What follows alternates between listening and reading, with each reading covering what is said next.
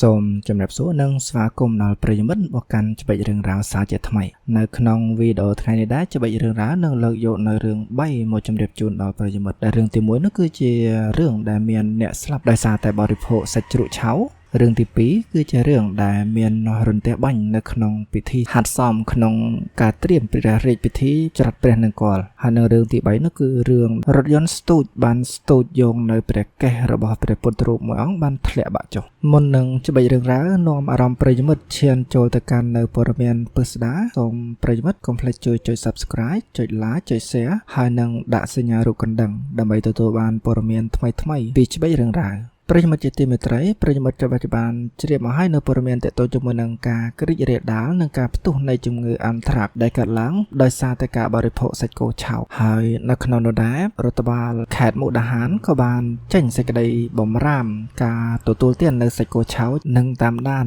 ការឆ្លងរីករាលដាលនៃជំងឺអានត្រាកនេះយ៉ាងហ្មត់ចត់ផងដែរបន្ទាប់ពីមានអ្នកស្លាប់ចំនួន1នាក់នៅក្នុងករណីនេះមិនត្រឹមតែប៉ុណ្ណោះនៅខាងខេត្តព្រែដែរវិញក៏មានកើតហេតុការណ៍មួយដែលទាក់ទងជាមួយនឹងការបរិភោគសាច់ដូចគ្នាប៉ុន្តែករណីនៅខេត្តព្រែនេះគឺជាករណីដែលមានអ្នកស្លាប់ដោយសារតែការបរិភោគសាច់ជ្រូកឆៅប្រិយមិត្តច្បាស់ជាជ្រាបហើយថានៅក្នុងប្រទេសថៃមុខម្ហូបឡាបដែលជាមុខម្ហូបពេញនិយមក៏មានធ្វើបែបឡាបជាមួយសាច់ជ្រូកឆ្អិនហើយនិងឡាបជាមួយសាច់ជ្រូកឆៅផងដែរការដែលទទួលទានសាច់ជ្រូកឆៅនេះបានធ្វើឲ្យអ្នកទទួលទានប្រឈមជាមួយនឹងជំងឺម្យ៉ាងដែលគេហៅថាជាមេរោគគ្រុនសាច់ជ្រូកឆៅឬក៏គ្រុនត្រចៀកថ្លង់ដោយសារតែអ្នកជំងឺប្រភេទនេះនឹងបណ្ដាលឲ្យបាត់បង់នូវសមត្ថភាពក្នុងការស្ដាប់និយាយរួមគឺថ្លង់ត្រចៀកស្ដាប់អ្វីលេងលឺតែម្ដងករណីនៅខេត្តព្រែនេះគឺមានអ្នកស្លាប់ដល់ទៅ2នាក់ហើយនឹងមានអ្នកដែលឆ្លងនៅមេរោគនេះចំនួន14អ្នកផ្សេងទៀតកំពុងស្ថិតនៅក្នុងការតាមដានបើតាមព័ត៌មានបានឲ្យដឹងថាកត្តាចម្បងដែលអ្នកស្លាប់បានឆ្លងជំងឺនេះគឺមកពីពួកគេបានបរិភោគ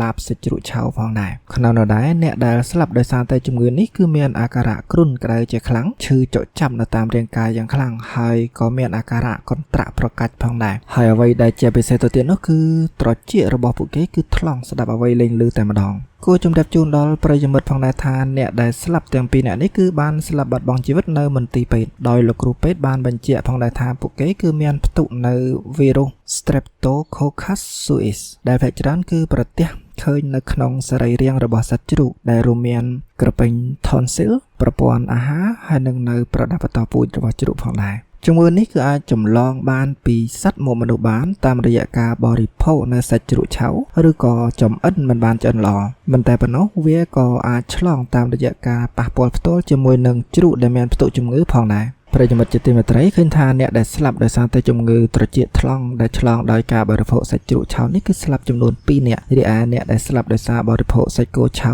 ដែលជាជំងឺអានត្រាកនោះគឺចំនួន1នាក់ផងដែរមិនតែប៉ុណ្ណោះក៏នៅមានអ្នកដែលសង្ស័យថាអាចនឹងឆ្លងជំងឺដែលក្រុមគ្រូពេទ្យកំពុងតែតាមដានជាបន្តជាច្រើនអ្នកផងដែរហេតុដូច្នេះសូមបងប្អូនប្រជាពលរដ្ឋខ្មែរយើងព្យាយាមជៀសវាងការបរិភោគនៅសាច់សត្វឆៅដែលយើងមិនដឹងពីប្រភពរបស់វាច្បាស់លាស់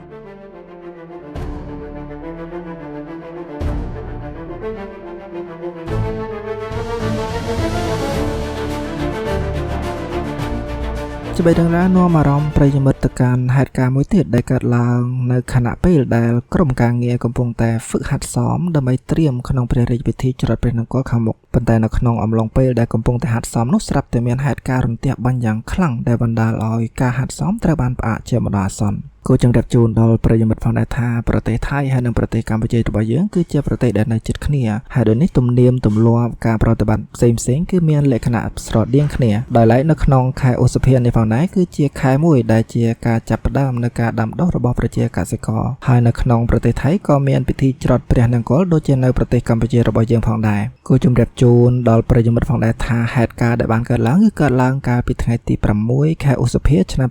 2025នៅវេលាម៉ោង 9:29 នាទីព្រឹកដោយខាងក្រុមការងាររបស់ក្រសួងកសិកម្មហើយនិងសហករណ៍នៅក្នុងប្រទេសថៃបានរៀបចំធ្វើការហាត់សមត្រៀមសម្រាប់ព្រះរាជពិធីច្រត់ព្រះនង្គ័លនៅពេលខាងមុខហើយខណៈពេលដែលកំពុងតែរៀបចំហាត់សមមេឃក៏រកល់ភ្លៀងនាព្រឹកនោះហើយខណៈដែលកំពុងតែហាត់សមជាបណ្ដើរនោះស្រាប់តែមានរន្ទះបានបាញ់យ៉ាងខ្លាំងទៅលើបង្គោលភ្លើងដែលនៅប្របទីលានហាត់សមនោះបណ្ដាលឲ្យមានការភ្ញាក់ផ្អើលយ៉ាងខ្លាំងហើយក៏ត្រូវបានផ្អាកការហាត់សមជាបណ្ដោះអាសន្ន ជំរាបជូនដល់ប្រិយមិត្តផងដែរថាហេតុការណ៍នេះគឺជាគ្រោះធម្មជាតិដែលអាចកើតមានឡើងប៉ុន្តែបើគិតមួយបែបទៀតតាមបែបជំនឿឃើញថាវាគឺជាប្រផ្នូលដ៏ចម្លែកមួយផងដែរដោយដែលប្រិយមិត្តបានដឹងហើយថាហេតុការណ៍នានាជាច្រើនបានកើតឡើងនៅក្នុងប្រទេសថៃចម្លែកតែម្ដងតើវាអាចនឹងដូចទៅនឹងពុទ្ធទំនាយដែលយើងតែងតែធ្លាប់បានឮឬក៏យ៉ាងណា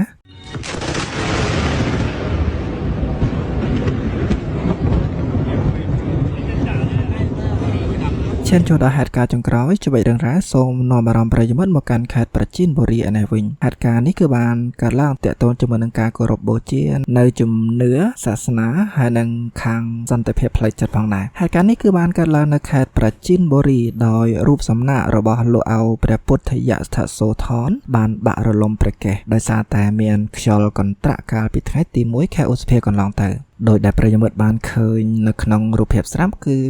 ទីតាំងអាសនៈរបស់ព្រះពុទ្ធរូបនេះគឺបានដួលរលំបាក់សង្កត់ទៅលើរូបសំណាកដែលបណ្ដាលឲ្យព្រះកេសបាក់ដាច់ចេញពីដងខ្លួនហេតុការណ៍នេះគឺកើតមានឡើងនៅវត្តនងឃុំខេត្តប្រជិនបុរីដោយកន្លងទៅអស់រយៈពេល7ថ្ងៃរាប់ចាប់តាំងពីថ្ងៃទី1ឧសភាដែលកើតហេតុការណ៍ខ្យល់កន្ត្រាក់កន្លងទៅគណៈកម្មការអាចារ្យវត្តបានមូលមតិគ្នាដោយជួលរថយន្តស្ទូចចូលមកស្ទូចដំបូលអាសនៈហើយនឹងព្រះកេសរូបសំណាកដែលបានខូចខាតនៅវិហារតម្កល់ព្រះពុទ្ធរូបនេះដែលមានកម្ពស់2ជាន់ក្រោយពីក្រុមការងារបានចូលទៅអុជធូបបួងសួងសុំ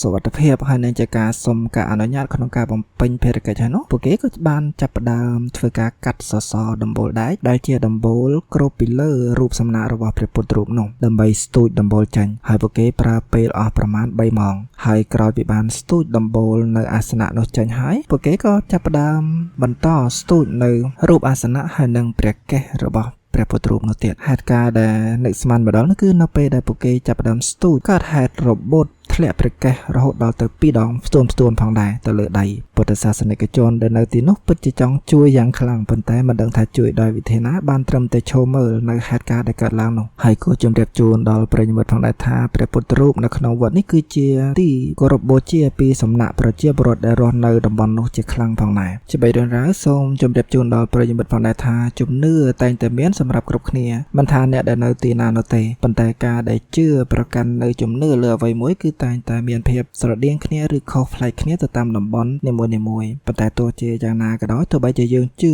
ទៅលើអ្វីក៏ដោយប៉ុន្តែកុំភ្លេចជឿទៅលើខ្លួនឯងឲ្យសោះពីព្រោះថាខ្លួនយើងគឺជាចំណុចកណ្ដាលដែលបង្កើតបានទៅជាផលនានាផ្សេងទៀតទោះបីជាផលល្អឬក៏ផលមិនល្អក៏ដោយមកពីការប្រព្រឹត្តការប្រតិបត្តិរបស់យើងនោះឯងហេតុការណ៍ចំនួន3ដែលច្បីរឿងរ៉ាវបានលើកយកមកជម្រាបជូនដល់ប្រិយមិត្តនៅពេលនេះក៏បានរំលងផុតទៅហើយច្បីរឿងរ៉ាវសូមអរគុណដល់ប្រិយមិត្តដែលបានតាមដានទស្សនាហើយនឹងស្ដាប់ដល់ទីបញ្ចប់ចំពោះហេតុការណ៍ដែលកើតឡើងជាយថាហេតុហើយនឹងហេតុការណ៍ដែលកើតមាននៅក្នុងប្រទេសថៃនេះតើប្រិយមិត្តគិតថាវាមកពីអ្វីដែរសូមប្រិយមិត្តធ្វើការ comment នៅខាងក្រោមច្បីរឿងរ៉ាវរងចាំអាននៅមតិរបស់ប្រិយមិត្តទាំងអស់គ្នាជួបគ្នានៅវីដេអូក្រោយទៀតសូមអរគុណសូមជម្រាបលា